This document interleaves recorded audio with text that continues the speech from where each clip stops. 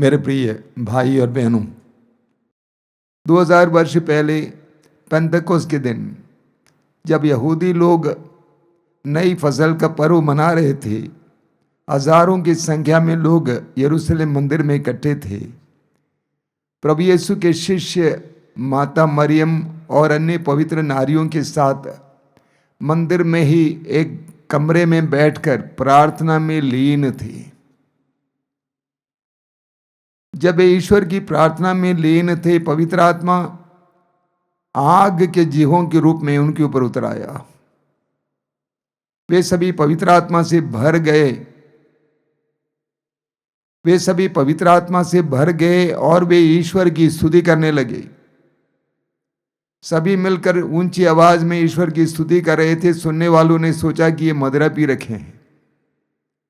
उस समय पेतरुस खड़ा हो जाता है और लोगों के सामने सुसमाचार की घोषणा करता है। प्रभु यीशु मसीह के बारे में पहली सुसमाचार की घोषणा वहां पर होती है। प्रेरित चरित्र अध्याय 2 में हम पढ़ते हैं, सुनने वालों में 3000 लोगों ने यीशु मसीह पर विश्वास किया और उन्होंने बपतिस्मा ग्रहण किया और वे कलीसिया के सदस्य बन गए।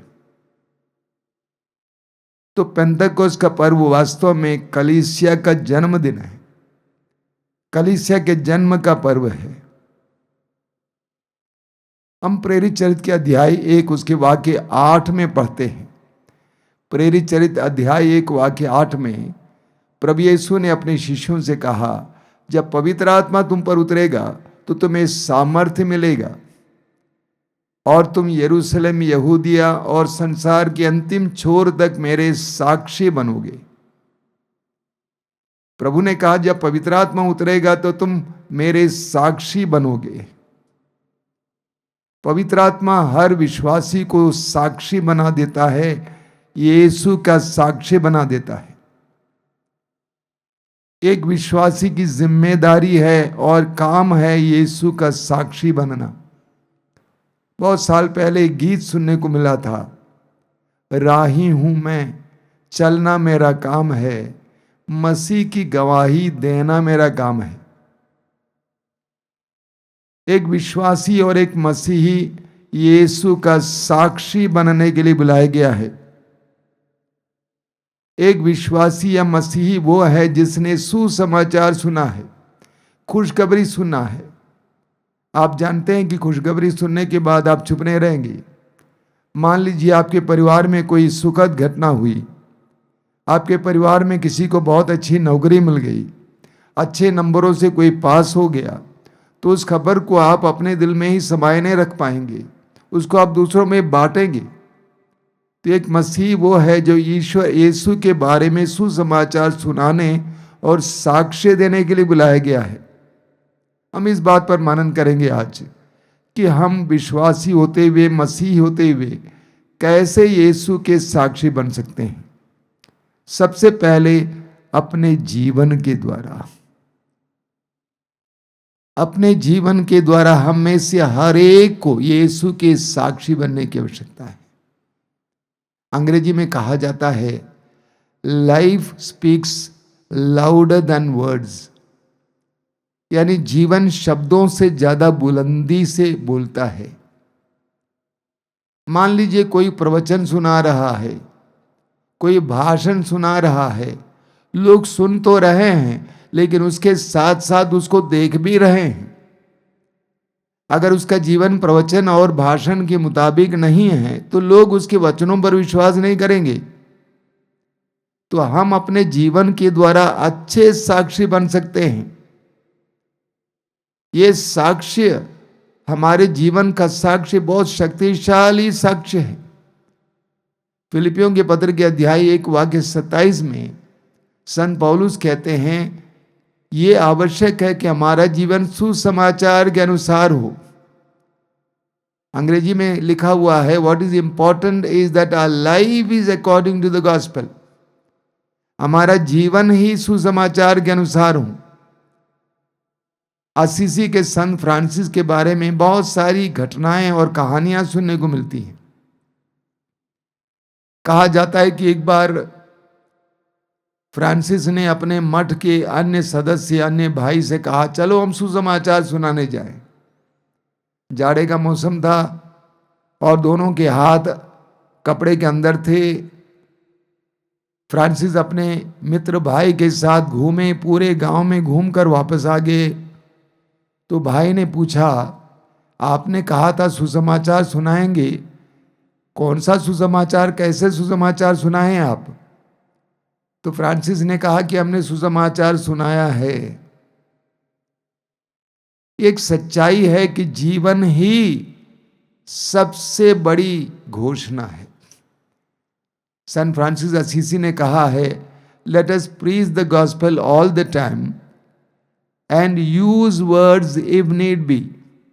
अर्थात हम हर समय सुसमाचार की घोषणा करें, आवश्यकता पड़े तो शब्दों का भी इस्तेमाल करें। बहुत सुंदर है, हम हर समय सुसमाचार की घोषणा करें, आवश्यकता पड़े तो शब्दों का इस्तेमाल करें। कुरिन्थियों के दूसरे पत्र के अध्याय 3 वाक्य 2 में पढ़ने को मिलता है। संत पौलुस कहते हैं कि आप ही हमारे पत्र हैं, आप ही हमारे पत्र हैं ताकि लोग आपको पढ़ें और समझें। पुराने विधान में हम पढ़ते हैं कि ईश्वर ने नबियों को चुना और उनको अपने लोगों के पास भेजा, ये कहकर कि उनको ये संदेश दो। तो पुराने विधान में बुलाहट संदेश सुनाने के लिए था, लेकिन नए विधान में बुलाहट संदेश सुनाने के लिए ही नहीं, बल्कि संदेश बनने के लिए भी है। हर विश्वासी, हर मसीही को संदेश बनना है। हम डाकिया बनने के लिए नहीं बुलाए गए हैं, बल्कि पत्र बनने के लिए भी बुलाए गए हैं।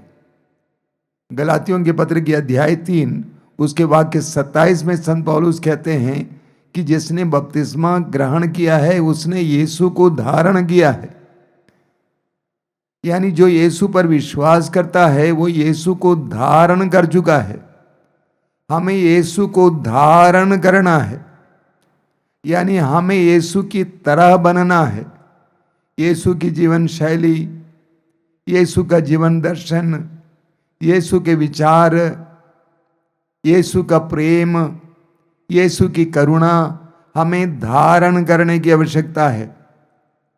कुरिन्थियों के पहले पत्र के अध्याय 11 वाक्य 1 में संत पौलुस कहते हैं, जिस तरह मैं यीशु का अनुकरण करता हूं उसी तरह आप भी यीशु का अनुकरण करें।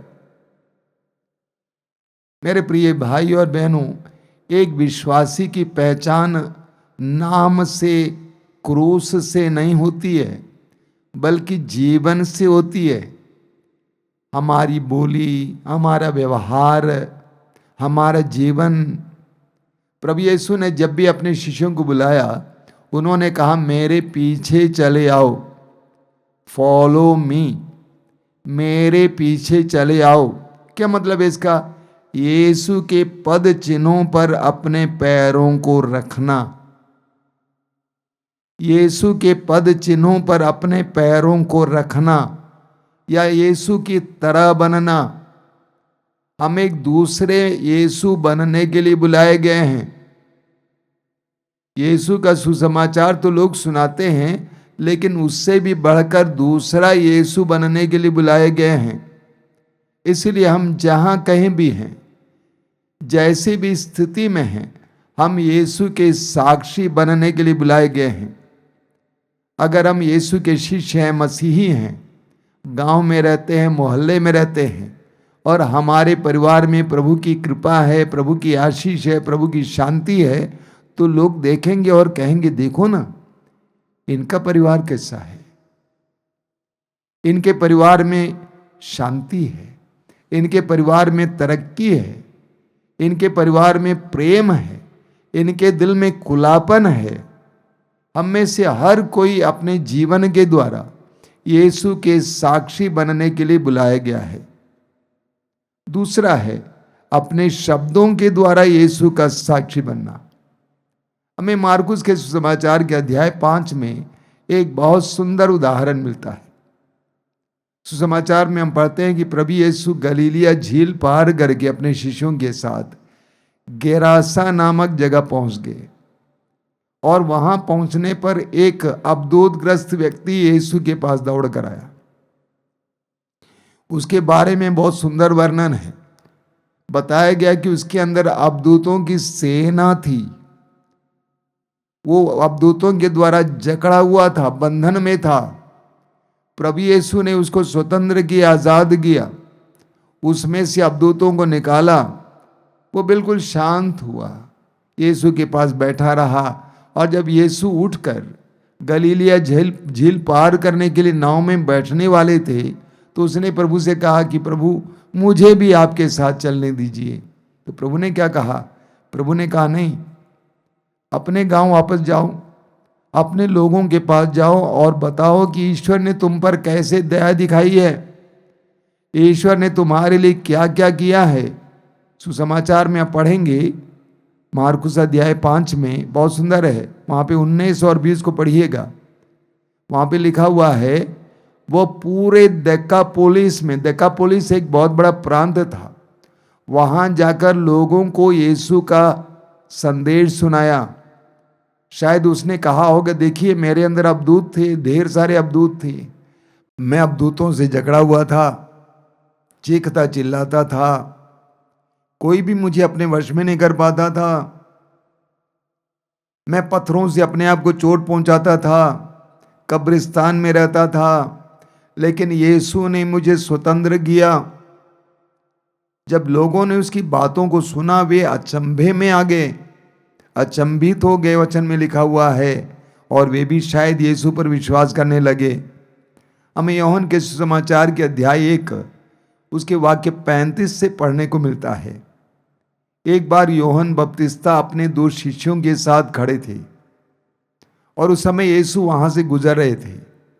यूहन्ना बपतिस्ता ने कहा, देखो ईश्वर का मेमना जो संसार का पाप उठा ले जाता है।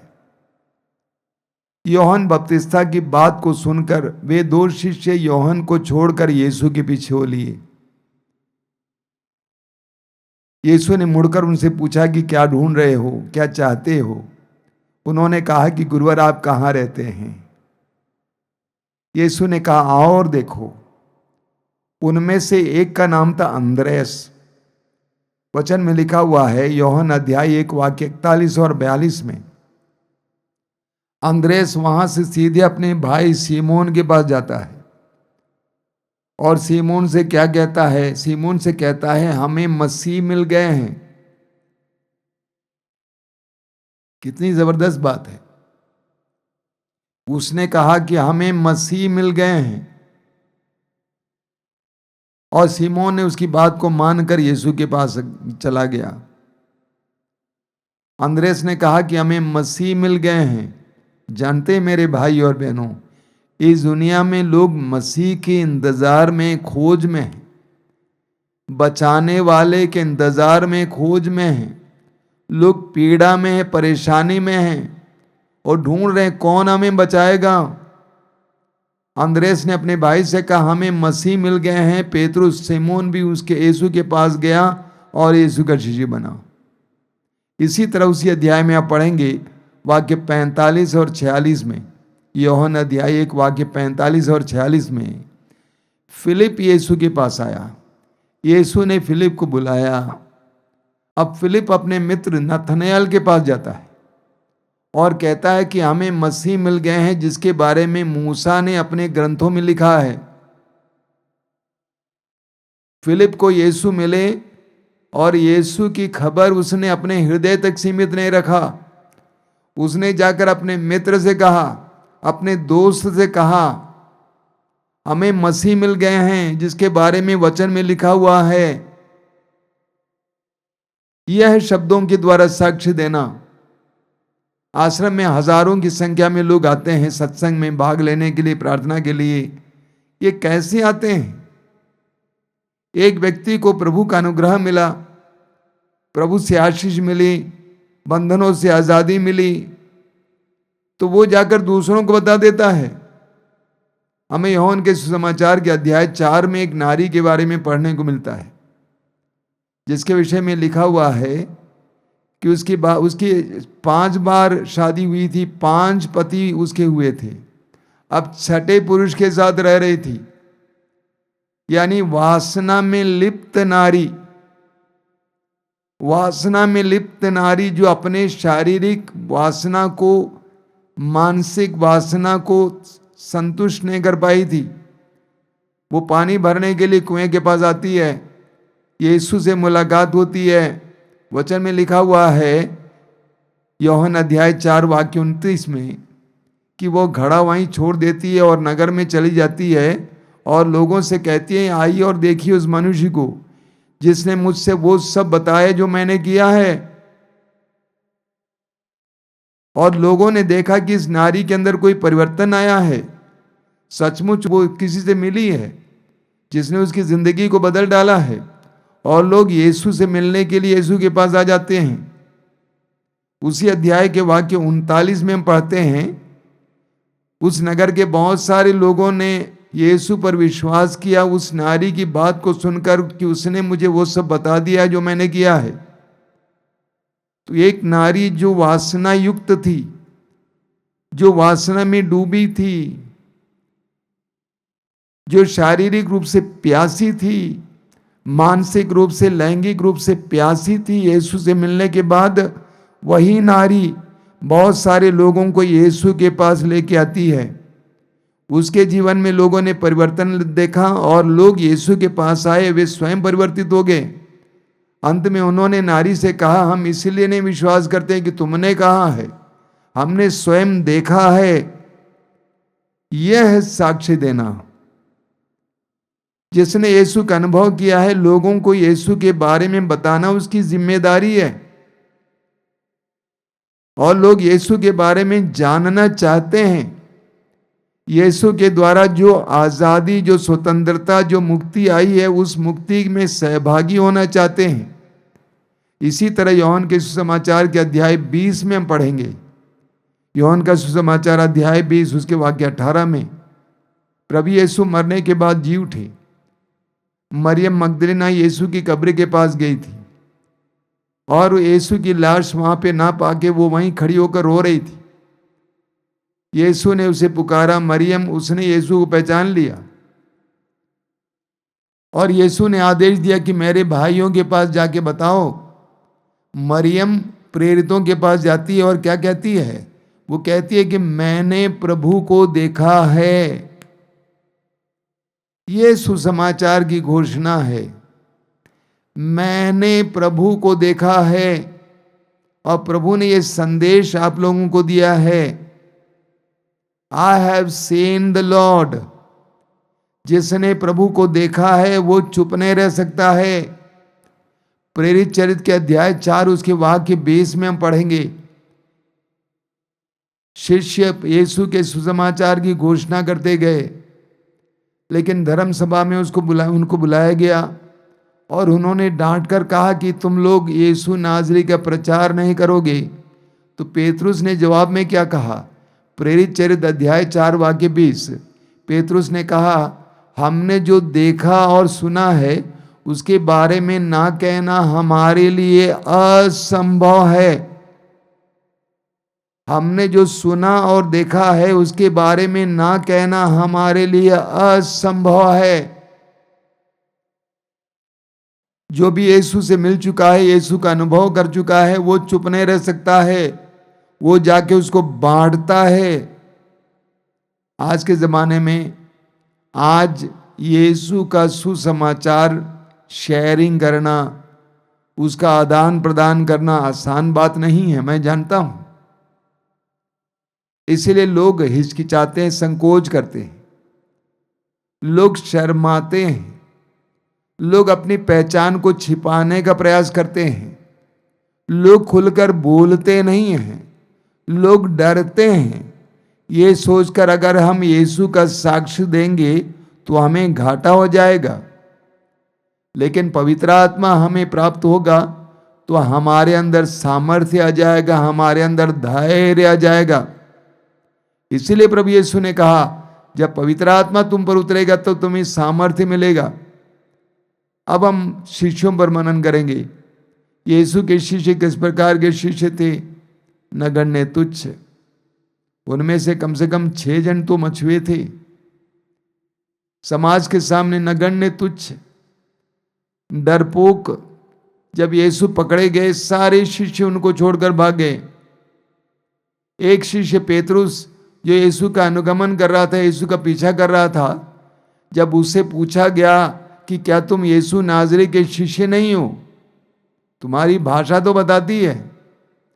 तो पेतरुस ने शपथ खाकर कहा कि मैं उस व्यक्ति को जानता तक नहीं हूं। लेकिन पेंतकोस्त के दिन हम पढ़ेंगे प्रेरित चरित्र अध्याय 2 वाक्य 32 में, पेंतकोस्त के दिन पवित्र आत्मा से भर जाने के बाद वही पेतरुस यरूशलेम मंदिर में हजारों लोगों के सामने खड़ा हो जाता है। 3000 लोगों ने यीशु पर विश्वास किया, यानी हजारों की संख्या में मंदिर में लोग इकट्ठे थे। और यह भी जानिए कि उस जमाने में लाउड स्पीकर नहीं था, तो कितनी बड़ी आवाज में पेतरुस चिल्ला के बोले होंगे, साक्ष्य सुनाए होंगे। प्रेरित चरित्र अध्याय 2 वाक्य 32 में पढ़ते हैं, पेतरुस ने चिल्लाकर कहा कि हम उसके साक्षी हैं, हम उसके साक्षी हैं। वही पेतरुस जो यीशु का साक्षी बनने से संकोच करता है, डरता है, आज पवित्र आत्मा से भर जाने के बाद यीशु का साक्षी बनता है। तीसरा तरीका है यीशु का साक्षी बनने का, वो है हमारे कार्य। यीशु ने लोगों से कहा कि यदि तुम मेरे वचन पर विश्वास नहीं करते, मेरे कार्यों पर तो विश्वास करो। यीशु ने ना केवल लोगों को खोखले शब्द सुनाए, बल्कि यीशु ने ऐसे कार्य भी किए जिसके द्वारा लोगों ने विश्वास किया। सुसमाचारों में हम पढ़ते हैं कि यीशु के चमत्कारों को देखकर यीशु पर लोगों ने विश्वास किया। यूहन्ना अध्याय 2 में हम पढ़ते हैं कि यीशु ने काना नगर में जल को अंगूरी में परिवर्तित किया, इसीलिए शिष्यों ने यीशु पर विश्वास किया। प्रभु यीशु ने मरे हुए लाजरुस को जिंदा किया, इसीलिए बहुत सारे लोगों ने वहां पर यीशु पर विश्वास किया। तो हमारे कार्यों के द्वारा भी हम यीशु के साक्षी बन सकते हैं, सामर्थ्यवान कार्यों के द्वारा और प्रेम के कार्यों के द्वारा, सेवा के कार्यों के द्वारा। हम पढ़ेंगे मार्कुस के सुसमाचार के अध्याय 16 वाक्य 19 और 20 में। मार्कुस अध्याय 16 वाक्य 19 और 20 में हम पढ़ते हैं कि शिष्य चारों ओर घूम घूम कर सुसमाचार का प्रचार करते थे। शिष्य चारों ओर घूम घूम कर सुसमाचार का प्रचार करते थे और उसके साथ घटित होने वाले चमत्कारों के द्वारा ये ईश्वर ने उनके सुसमाचार को प्रमाणित किया। यानी शिष्य सुसमाचार सुनाते थे, साथ ही साथ बड़े बड़े चिन्ह और चमत्कार भी हुआ करते थे। खोखले शब्द में कुछ नहीं रहा, लेकिन जब लोग चिन्ह और चमत्कार देखते हैं तो वे विश्वास करने लगते हैं। आज लाखों करोड़ों लोग संसार में प्रभु ईश्वर के चमत्कार पूर्ण कार्यों को देखकर अनुभव करके यीशु पर विश्वास करते हैं। कितने ही लोग जिनके जीवन में बड़े बड़े रोग आए, असंभव सी बातें हुई, लेकिन प्रभु ने उनके जीवन में कार्य किया। उन कार्यों को अनुभव करने के बाद उन्होंने यीशु पर विश्वास किया। आश्रम में आने वाले बहुत सारे भाई बहन ऐसे हैं जिनके जीवन में प्रभु ने खुलकर सामर्थ्यवान कार्य दिखाया। तो एक है सामर्थ्यपूर्ण कार्य और दूसरा है प्रेमपूर्ण और सेवा के कार्य। यूहन्ना के सुसमाचार के अध्याय 13 वाक्य 25 में प्रभु यीशु ने कहा है कि तुम एक दूसरे को प्यार करो, इस तरह लोग जानेंगे कि तुम मेरे शिष्य हो। तुम्हारे प्रेमपूर्ण कार्यों के द्वारा, तुम्हारे सेवा के कार्यों के द्वारा लोग जानेंगे कि तुम मेरे शिष्य हो। इस दुनिया में कितने ही लोग ऐसे हैं जिन्होंने मसीहियों और विश्वासियों के सेवापूर्ण कार्यों को देखा, अनुभव किया और वे यीशु पर विश्वास किए। मदर तेरेसा का उदाहरण लीजिए। कहा जाता है मदर तेरेसा से जब गरीब से गरीब लोग यानी दुखी लोग पूछा करते थे कि बताओ माँ आपके प्रभु कौन हैं, तो वे खुलकर बोलती थी यीशु के बारे में। आज संसार भर में लाखों प्रभु के सेवक सेविकाएं लोगों की सेवा में लगे हुए हैं। कितने ही लोग उस सेवापूर्ण कार्यों, उस प्रेमपूर्ण कार्यों को देखकर यीशु पर विश्वास करते हैं। तो यीशु के साक्षी बनने का एक तीसरा प्रकार है, रूप है, विधि है, लोगों की सेवा करना, सामर्थ्यपूर्ण कार्य करना। मेरे प्रिय भाई और बहनों, आज का त्योहार हमें इसके विषय में बताता है कि हम सभी विश्वासी यीशु के साक्षी होने के लिए बुलाए गए हैं।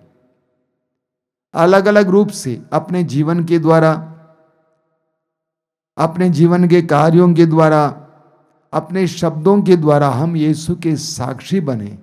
पवित्र आत्मा हमें इसके लिए सामर्थ्य प्रदान करें। आइए हम प्रार्थना करें। अपनी आंखें बंद कीजिए। दयालु पिता, धन्यवाद देते हैं तेरे पुत्र यीशु के वरदान के लिए।